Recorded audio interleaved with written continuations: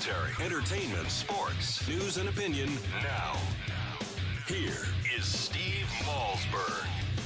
The president also said we need to address problems like this without sending troops to play whack-a-mole whenever there's a crisis.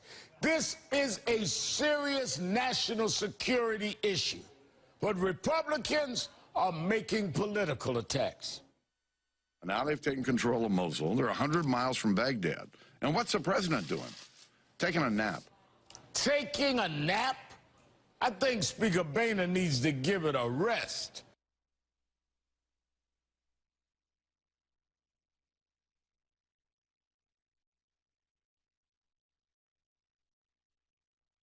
Joining us right now to remark about that remark and much more is Noah Rothman, now associate editor for HotAir.com. And Noah, congratulations on the new assignment and welcome aboard.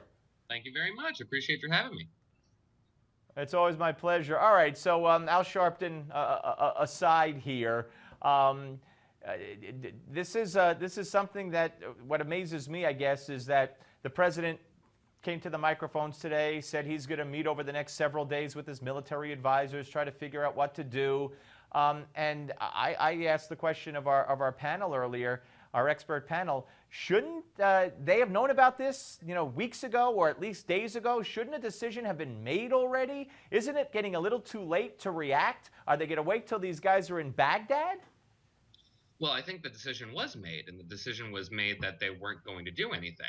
Reporting has been indicating from the New York Times and from the Daily Beast, Eli Lake in particular, that they were approached rather emphatically by members of the Iraqi regime for some assistance that was kinetic, that was actually air power, not merely weaponry, and they were rebuffed. They were rebuffed a couple of times, and it's only because that this situation has spiraled out of control and become an A1 above the fold story that we're even seeing any momentum from the administration having to consider the worst possible option politically for this administration, which is to recommit militarily to Iraq. That's the last thing they wanted. They definitely were hoping that this would go under the radar, but nobody foresaw the fall of Mosul. Nobody foresaw that the Iraqi army would just drop their arms and file in a column 4,500 people deep into captivity. Nobody saw this happening. It's a total shock to everybody, especially the administration. And is this not an offshoot or a natural extension, or to steal from Reverend Wright, a chicken's coming home to roost for this administration's policies in Syria?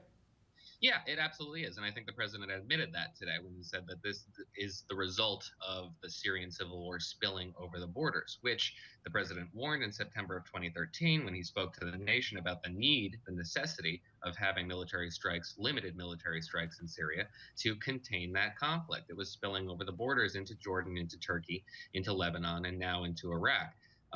He conveniently left out Iraq in that message, but it was where, as we understand today, that they knew at the time that there were activities going on across the border from Syria into Iraq. So yes, this is chickens coming home to roost. A lot of people would say, well, if we never got into Iraq in the first place, that those chickens are coming home to roost as well. But in the most immediate future, or immediate recent past, that yes, the Syrian, the inability to contain the Syrian conflict is the beginning precursor of this. Right, and I had David Ignatius on yesterday, Washington Post, who was out promoting his book, The Director. Give him a little credit for that.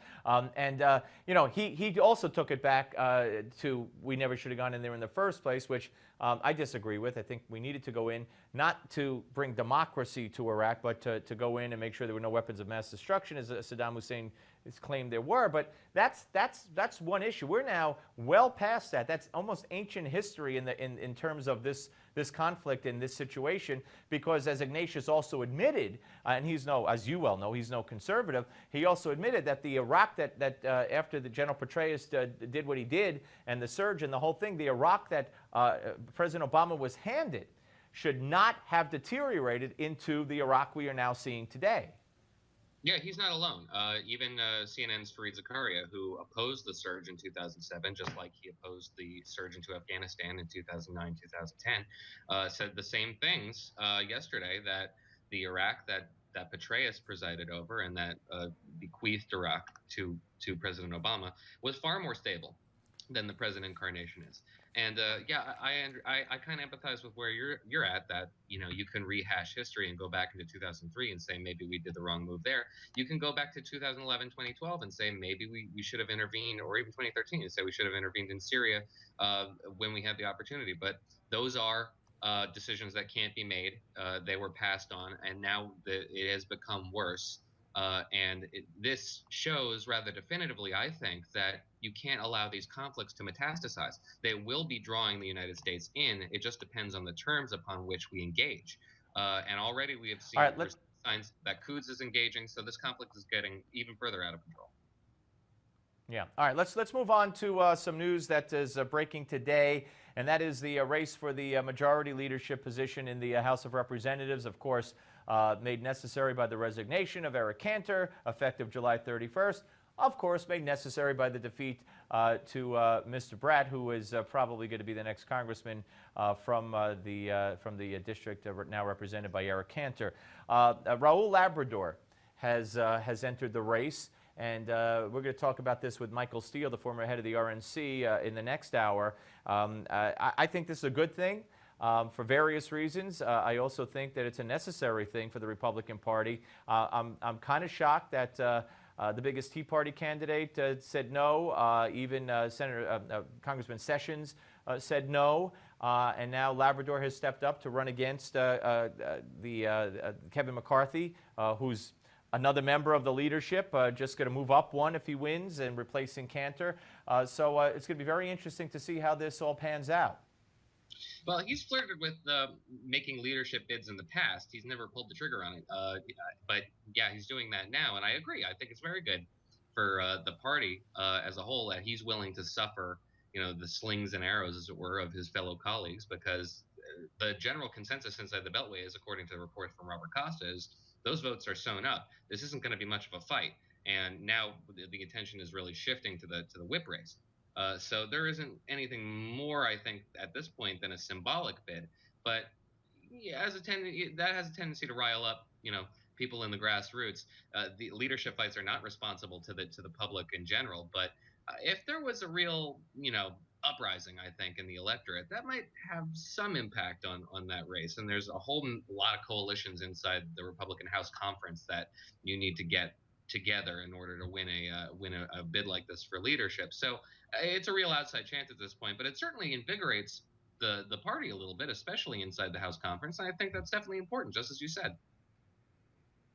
Well, yeah, absolutely, and I think it's important for a lot of reasons. But let's talk about the effect on leadership from the defeat of Cantor. Whether or not Labrador could win, and I believe it's unlikely. I would like to see it personally, but it's unlikely. But so let's figure it's Boehner, McCarthy, and whoever's the whip. I mean, did leadership get a message here? Do you believe, or are they going to be tone deaf? I don't see any message being internalized by the House leadership at this point. The alacrity with which everybody got behind Kevin McCarthy, in spite of the fact that he's very well connected, and that is a plus if you're a majority leader, but that's so out of touch with what the moment demands, with what that primary loss that Cantor suffered really conveys. The fact that they're just not internalizing that message is pretty disturbing. And I think that this Labrador push is actually going to help reinforce the notion that you cannot do business as usual necessarily in the House anymore, and that they definitely need an infusion of new blood. There was a political piece the other day which was just devastating because it really outlined just how much of an establishment figure McCarthy had become, which is why there's almost no enthusiasm for him in the grassroots. I don't detect a whole lot of enthusiasm for him in the House leadership. It's just a perfunctory understanding that this race is already over. And that kind of willingness to accept the status quo is not acceptable to the Republican grassroots anymore. They demand a fight from the representatives. And the fact that they're not seeing it in the House right now, I think is going to embolden even further action and maybe possibly even more primary fights and primary surprises. Going to be very interesting. Noah, again, congratulations on your new position as Associate Editor for HotAir.com, and we look forward to speaking with you again soon, sir. Thank you very much. All right, Noah Rothman, ladies and gentlemen. Look, the media went several ways with this in the aftermath of, in the immediate aftermath of the defeat of Cantor. Does it mean the Tea Party is now, rearing its ugly head again, as they put it? And does it mean compromise is dead? Remember, we had a president who, during the budget shutdown and during the debate on the debt ceiling, said, "I will not compromise." I think it's very important to put things in perspective. That's why when a Chris Christie goes and says Washington's broken and compromise is a dirty word, well, you can't compromise with a man who says, "I will not compromise." And that's what the president said. The Republicans never said that on those two occasions anyway. Keep that in mind. We're coming back with Gimme 5 on the Steve Malzberg Show.